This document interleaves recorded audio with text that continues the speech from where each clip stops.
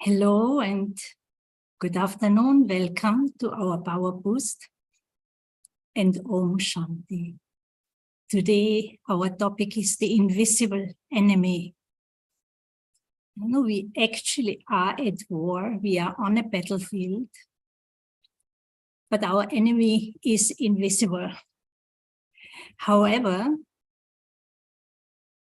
we do carry this old belief that someone, something, some circumstances are the cause, the reason why I feel in a certain way, right? This is a very common belief. It's also very deep conditioning. And when I mean invisible, it actually means subtle.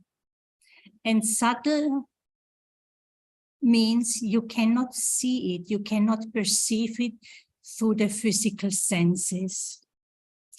So typically, we are very engrossed in the physical awareness with our physical identity. And we see bodies, we see objects and nature, the elements. And we many times believe that, you know, one of those or these are the cause for our problems, for our troubles. But when we actually look at the very subtle level, and that's where spirituality comes in, right?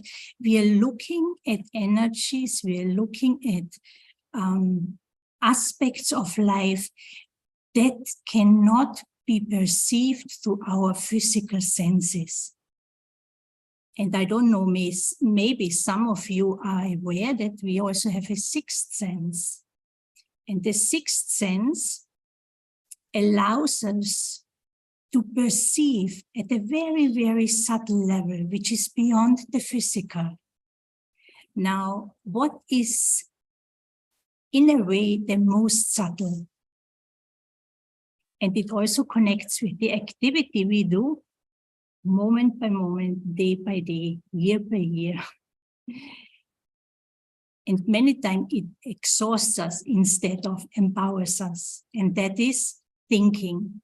So our own thoughts, the thoughts that we have, the thoughts that come, the thoughts that we create, thoughts are very powerful. However, well, one other aspect, they are powerful. They create vibrations and they create atmosphere around me. And the thoughts I have, the type of thoughts, the way I think, also has an impact on those around me, how they will feel, what they experience. And thought power is also such that it gives me a sense of self. The way I think about myself, it will give me a sense of self where I feel confident, where I feel empowered. Or my thoughts can be such that I feel disempowered, I feel weak, I feel I cannot, I need. And then there's dependency. And the type of thoughts I have, the way I think, has also a great impact on the world around me. And my own thoughts determine if the circumstances I find myself in are considered favorable or not favorable for me. So what I said just now goes very much against this old belief, this conditioned thinking and believing that something or someone is responsible for what I experience. And so very common is that blame game, we're pointing fingers. But when we study spirituality, when we start to connect to more subtle energies. And our thought energy is the most powerful one, right? We start to understand the impact of our own thoughts. So if I have any negative thought, a weak thought, anxious, fearful, inaccurate thoughts, now this kind of thoughts will impact my relationship with the world around me. It will change my perception. But I believe it's the outside. No, it's actually what I do with the information that I perceive within my own mind. So one is I perceive and then I process the perceived information. And my way of thinking, the type of thoughts that I have, the type of, or the quality, the type of quality thoughts I have, positive, negative, weak, and so on, they influence my perception. They impact how I process what I perceive. And if my thought pattern is negative, if my thinking is overall negative, I have many negative thoughts, I have weak thoughts, I have inaccurate thoughts about myself, I create a world within me and also the world around me in a very negative way, or maybe in a dangerous way. It's dangerous to live in this world. This world is not good. Everything is bad. You know, you constantly see what is not good, what is defective, where are mistakes, what people should do, why people not doing this. But it's actually, this kind of thinking is very much connected to my own way of thinking, but then we project it outwardly. And so our enemy is not necessarily our own thoughts, but even my thoughts are influenced by the image, by the belief about myself, who I am. And, you know, one big thing in trauma research is that people with psychological traumas, physically and then they're emotionally impacted, develop a very distorted self-image. And nowadays, with considering all these different conditions from, you know, babies, little children, as we grow up, there are so many ways how we can experience trauma, right? And this is just one example where it has been proven scientifically also that at the heart of the trauma or the consequences from an experience where I felt emotionally totally overwhelmed, as the key experience that or consequence I carry with me is a very, very negative, harmful self-image. And that influences the way I think in relation to anything and everything and everyone. Okay, and then of course there are certain events and situation and people, different sense perception, physical sense perception that can trigger a trauma. But all of us, we carry different memories from what happened. This person did this, then I had this accident and this happened, whatever, right? So any memory can get triggered at any time. And from this memory, thoughts emerge, feelings emerge, and they influence my whole perception. So what can we do here? And, you know, those who have met me a few times, you know already that one of my favorite topics is the exploration about the self and that aspect about identity. And at the spiritual level, this is where I personally and many, many others also find solution. Because when I connect to my spiritual identity, I go beyond the physical. I connect to my subtle energy. I connect to my subtle spiritual identity, which exists, but it's not, I cannot see it with those eyes. That spiritual identity is only of goodness. There is only light. There is inner power. There is strength. There is hope. There is solution. There are answers to everything. And it comes from within.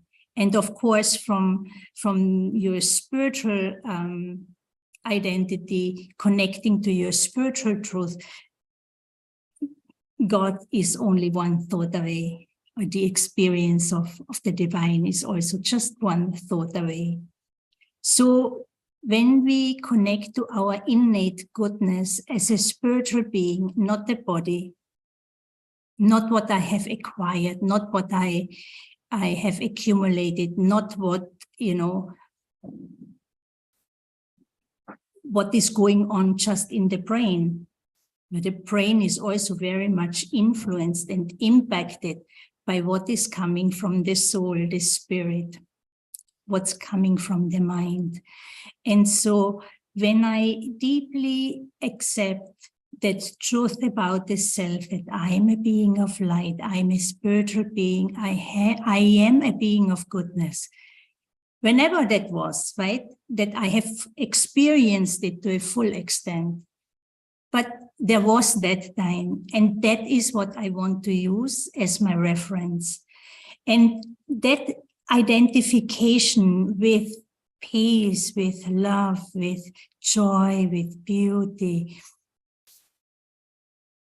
influences now my way of thinking. Because if I value that peace, then my thoughts will be accordingly, my perception of the world around me will be accordingly, because this is what I choose, right?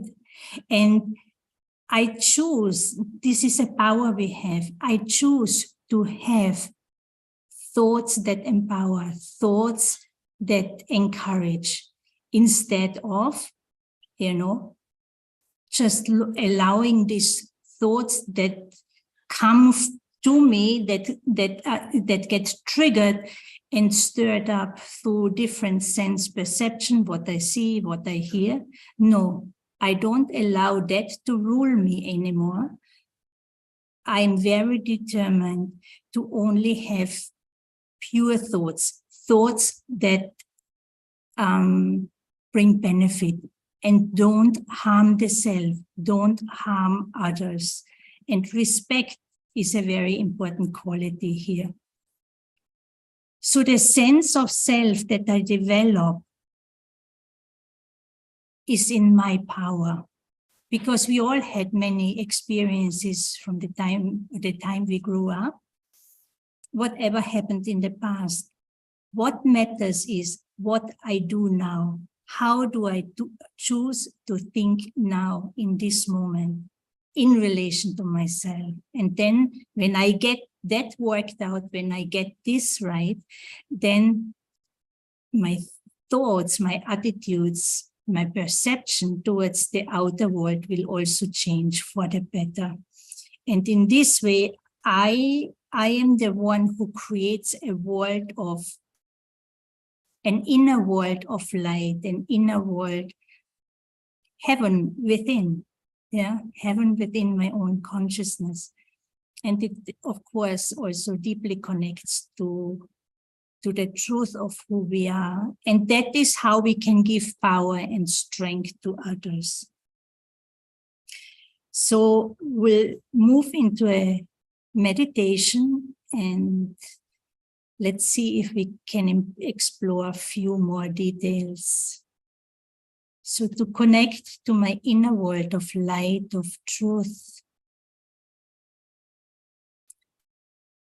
I choose to remove my energy, my attention from the world outside, from being extroverted and engrossed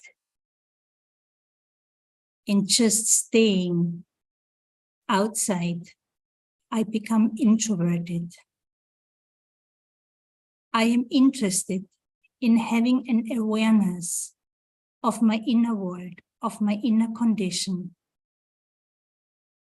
As much as I value everything in this world, as much as I value this body, I also give significant attention and I have deep interest in the world inside, the world of light, the world of thought, the world of feelings, which I create. Because I have understood that my inner subtle energies have great impact on how I perceive the world around me. I go deep within to my own consciousness, and I choose to look at the self in a consciousness where I am aware of the spiritual dimension. I go beyond the consciousness that is engrossed and dominated by the physical. It is the subtle that drives the physical. And in this subtle world, I discover peace. I discover love, joy.